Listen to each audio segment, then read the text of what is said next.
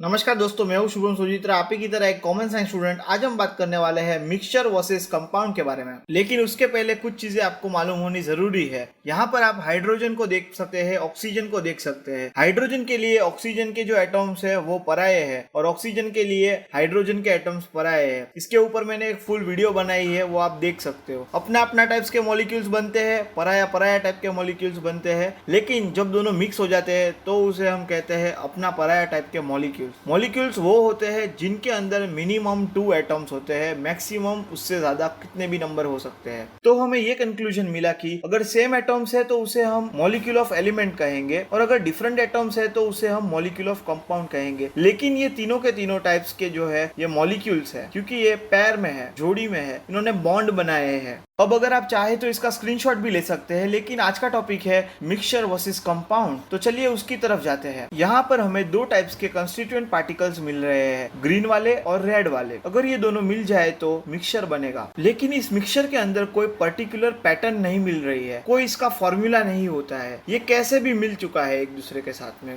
घुल मिल गया है। इसके अंदर अगर आप देखें तो ग्रीन पार्टिकल्स और रेड पार्टिकल्स की पहले की जो प्रॉपर्टीज थी वो सेम टू सेम मिलकर आ रही है। हम उनको अगर एटम्स माने तो ये एक एटम का मिक्सचर हो सकता है। मिक्सचर में इसलिए कह रहा हूँ क्योंकि उन्होंने एक दूसरे के साथ में रिएक्शन नहीं किए, वो एक दूसरे के साथ जुड़े नहीं है। बस ऐसे ही कहीं पे भी कोई भी आ गया है उसकी पोजीशन पे, बट वो एक दूसरे के साथ में केमिकली रिएक्ट नहीं हुए है, बॉन्डिंग नहीं बनाई है। अभी भी सब लोग इंडिविजुअल एग्जिस्टेंस, इंडिविजुअल प्रेजेंस दिखा पा रहे हैं, वो ज्वाइंट नहीं हुए हैं, वो अकेले हैं। इसलिए इसको मैं एटम का मिक्सचर बोल सकता हूँ। अब हम मॉलिक्यूल्स का मिक्सचर देखेंगे। ऑक्सीजन और हाइड्रोजन डायटोमिक गैसेस है। डायटोमिक गैसेस के ऊपर भी हमने पूरी वीडियो बनाई है। वो वीडियो अगर अब तक में आ चुकी होगी तो आपको यहाँ पर लिंक मिल जाएगी आई बटन में। क्योंकि हाइड्रोजन और ऑक्सीजन गैसेस के मॉलिक्यूल्स होते हैं तो हम मॉलिक्यूल्स का मिक्सचर बना सकते हैं। तो यहाँ पर जो देख पा रहे हो आप, वो एक मॉलिक्यूल्स का मिक्सचर है। अब ये जो मैंने बनाया है तब उसको ऐसे पैटर्न में रखा है, इसकी कोई पैटर्न भी ना हो तो भी ये मिक्सचर ही होगा। ठीक है, यहाँ पर अगर पोजीशन उनकी ऐसे वैसे हो जाए कहीं पे भी तो भी उसे हम मिक्सचर ही कहेंगे। तो ये मिक्सचर ऑफ मॉलिक्यूल्स हो गया। यहाँ पर सबके सब मॉलिक्यूल्स है। अगर आप देखें तो उनके जो एटम्स है वो एक दूसरे से जुड़े हुए हैं, लेकिन कोई भी मॉलिक्यूल टूटा नहीं है या फिर उसने किसी और मॉलिक्यूल के साथ में कोई बॉन्ड नहीं बनाया है। वो पहले जैसे थे वैसे ही है, लेकिन उनकी पोजीशंस कहीं ना कहीं अलग अलग जगहों पर हो चुकी है। अगर हाइड्रोजन और ऑक्सीजन के एटम्स होते थे, मॉलिक्यूल्स की जगह पर एटम्स होते थे, और वो अगर मिल जाते हैं तो फिर उसको हम मिक्सचर ऑफ एटम्स कहेंगे। जैसे कि आपके सामने दिख रहा है, यहाँ पर एटम्स जो है वो अकेले अकेले है, वो किसी से जुड़े नहीं है, कोई बॉन्ड नहीं बनाया है, कोई केमिकल रिएक्शन नहीं की है, उनकी पोजीशन अस्त व्यस्त हो चुकी है और कोई प्रॉपर रेशियो भी नहीं है। कोई भी कितने भी नंबर्स में आ गया है, हम गिन भी नहीं सकते एग्जैक्टली कौन सा नंबर कितना है, ऐसा कुछ भी नहीं पता चल रहा है। तो ये मिक्सचर ऑफ एटम्स है। अगर हाइड्रोजन और ऑक्सीजन के एटम्स एक दूसरे के साथ में केमिकली रिएक्शन करे, एक दूसरे के साथ में जुड़ जाए, बॉन्ड बना ले, एटम्स बाउंड हो जाए, ये सब सारे शब्द में बता रहा हूँ बिकॉज यही सब आपको पढ़ने मिलेंगे। अगर ऐसा कुछ हो जाए तो फिर जो बनता है उसे हम कहते हैं कंपाउंड। जैसे कि अभी आप देख सकते हैं स्क्रीन पर, 2 हाइड्रोजन के एटम्स एक ऑक्सीजन के एटम के साथ में जुड़ गए हैं, बॉन्ड बना लिया है। अब ये जो है ये है वाटर, और वाटर, प्योर वाटर एक कंपाउंड है। अगर उसके अंदर इंप्योरिटी मिला देंगे तो फिर वो कंपाउंड नहीं होगा, और वो अब हम देखेंगे। NaCl जो कि होता है नमक, वो भी एक कंपाउंड है। उसके पास भी मॉलिक्यूल्स है। उस मॉलिक्यूल के अंदर एक सोडियम का एटम है,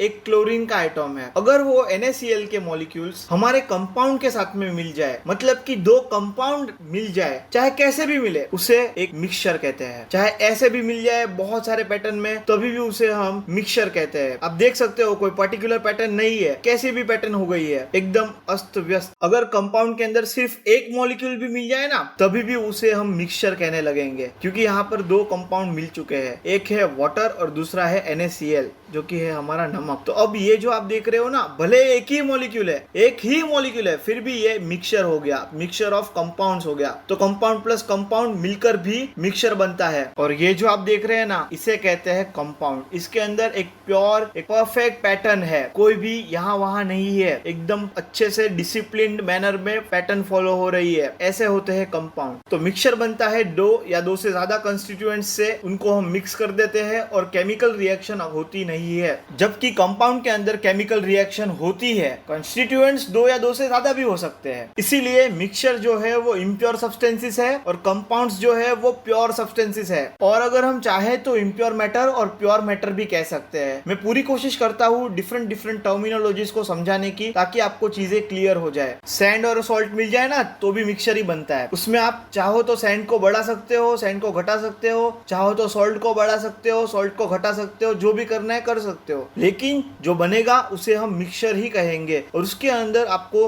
दोनों कॉन्स्टिट्यूएंट्स के एवरेज स्वाद आएंगे। मतलब अभी सैंड का स्वाद तो क्या होगा नहीं पता, बट नमक खारा है और जो स्वाद आएगा वो दोनों का एवरेज होगा। और कंक्लूजन ये निकल कर आता है कि मिक्सचर के अंदर कोई पर्टिकुलर रेशियो नहीं है, हम किसी भी चीज को किसी भी अमाउंट में ले सकते हैं। जबकि कंपाउंड के अंदर एक फिक्स्ड रेशियो है। वाटर के केस में आपको रेशियो 2:1 का मिल रहा है, जहां पर 2 हाइड्रोजन के एटम्स है और 1 ऑक्सीजन का एटम है। फिक्स्ड फॉर्मूला है। मिक्सचर के पास में कोई फिक्स्ड फॉर्मूला नहीं होता है, जबकि कंपाउंड्स के पास में हमेशा एक फिक्स्ड फॉर्मूला होता है। इसीलिए आप कह सकते हो कि मिक्सचर के पास कोई फिक्स्ड रेशियो नहीं है, कोई फिक्स्ड कंपोजिशन नहीं है, कोई फिक्स्ड प्रोपोर्शन नहीं है। बाय मास का कहने का मतलब है क्योंकि वो मास से ही तो बनते हैं, इसीलिए बाय मास ये शब्द यूज किया जाता है पीछे। No fixed ratio, ratio, variable composition, indefinite composition, indefinite proportion, by mass, ऐसे सारे शब्द आपको मिल सकते हैं टेक्स्ट बुक्स के अंदर। अपोजिट कर दोगे तो वो हो जाएगा कंपाउंड। प्रैक्टिकल एग्जांपल है ये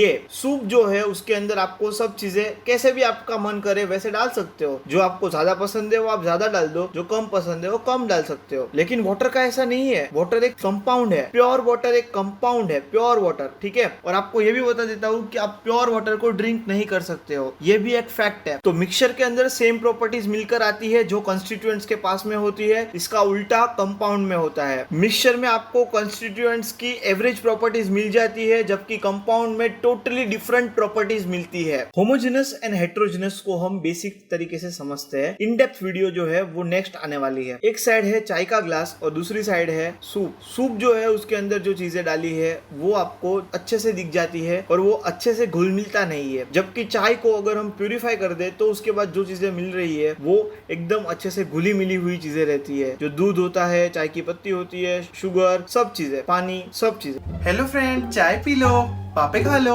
अरे हाँ मेरे भाई, चाय पी लेंगे हम। अरे वो अभी आपने जो देखा ना, वो शिवम भाई की चैनल है, दिल्ली से है, वो भी एक अच्छे यूट्यूबर है, शाउट आउट टू हिम। तो बेसिकली यही फर्क होता है। होमोजेनस जो होता है उसके अंदर चीजें घुली मिली हुई होती है अच्छे से, और हेटेरोजेनस में वो नहीं हो पाता है। मिक्सचर जो होते हैं वो नॉर्मली हेटेरोजेनस होते हैं, लेकिन सोल्यूशंस जो होते हैं वो होमोजेनस होते हैं। All solutions are mixtures but all mixtures are not solutions, क्योंकि मिक्सचर्स के अंदर 2 प्रकार हो जाते हैं, हेटेरोजेनस भी और होमोजेनस भी। लेकिन अगर आपको एक सॉल्यूशन बनाना है तो फिर वो होमोजेनस ही होना चाहिए, वो हेटेरोजेनस कभी भी नहीं होगा।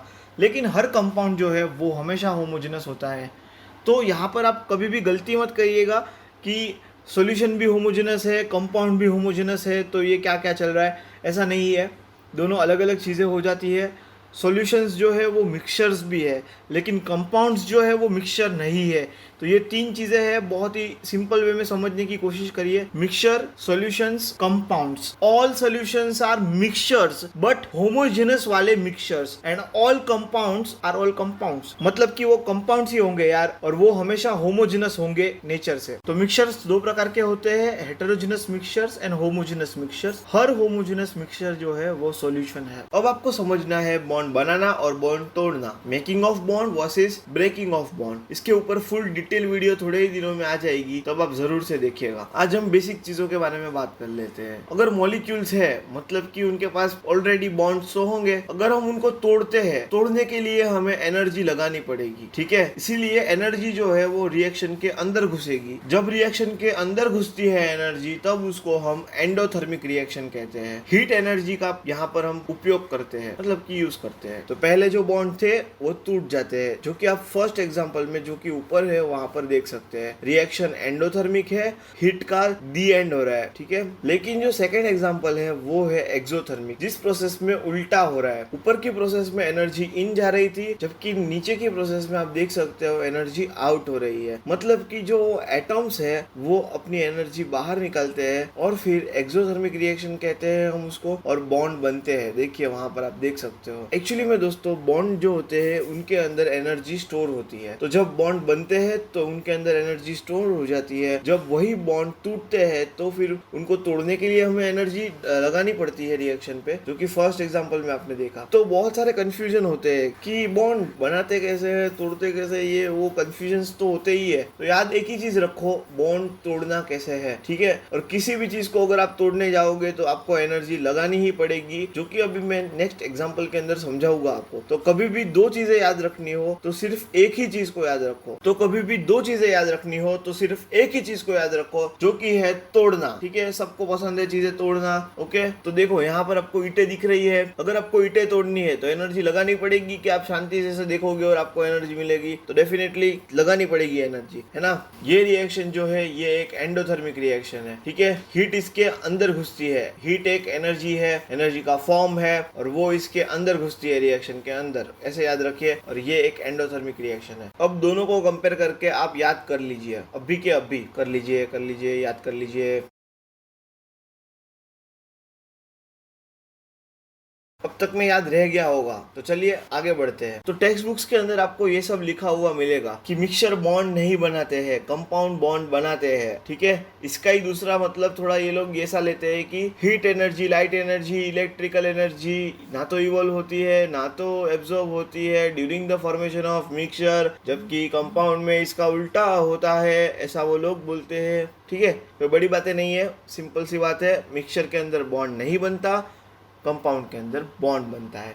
अगर आपको बॉन्ड बनाना होगा तो जैसे कि आपने थोड़ी देर पहले देखा, आपको क्या करना पड़ेगा, जब आपको बॉन्ड बनाना होगा तो आपको हीट को निकालना पड़ेगा, हीट एनर्जी को आउट करना पड़ेगा। मैंने यहाँ पर जो टेक्स्ट रखी है, मतलब जो लिख के दिया है, वो जैसा टेक्स्ट बुक में होता है वैसा लिख दिया है, ठीक है। बट मैंने उसके पहले आपको रियलिटी समझा दी है कि एनर्जी कब अंदर आती है, एनर्जी कब बाहर जाती है। आई होप आप चीजें समझ पा रहे हैं। अगर नहीं समझ पा रहे हैं तो थोड़ा बैक जाके वो आप देख सकते हो वापस से, और फिर ये पार्ट समझने की कोशिश करिए। नेक्स्ट जो बड़ा डिफरेंस है वो है बॉइलिंग पॉइंट और मेल्टिंग पॉइंट का। मिक्सचर के पास कोई fixed boiling point and melting point नहीं है, जबकि कंपाउंड के पास वो होते हैं, शार्प एंड फिक्स्ड, वाइच बोले तो वाइच, जबकि मिक्सचर के अंदर रेंज होती है, मतलब कि कोई fixed boiling point and melting point नहीं होते हैं, जबकि कंपाउंड के यहाँ पे आप समझ गए वाइच। देखो ये आपको मिक्सचर दिख रहा है एटम्स का, इसको आप चाहो तो अलग भी कर सकते हो। ये देखो इस तरीके से ये अलग हो गए, पहले जैसे थे वैसे हो गए। ये एक फिजिकल प्रोसेस है। ये देखिए ये है पानी और ये है नमक। अगर हम नमक को पानी के साथ मिला देंगे तो हमें मिल जाएगा नमक वाला पानी। अगर उसको हम